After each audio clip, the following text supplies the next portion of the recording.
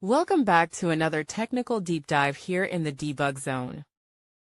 Today we're tackling a big question and breaking it down with insights from other users. Hopefully this clears up some misconceptions and helps you get the answer you need.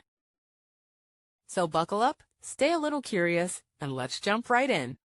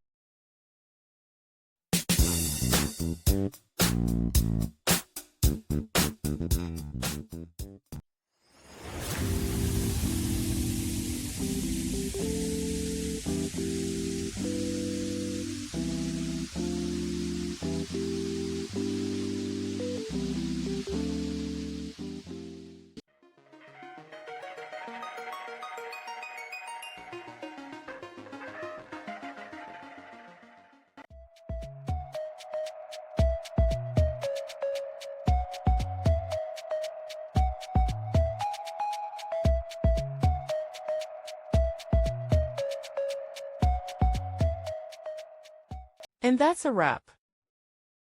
I hope you found the answer you were looking for. If you did, take a second to hit that subscribe button. It really helps out. And let me know in the comments which solution worked best for you. See you next time in the debug zone.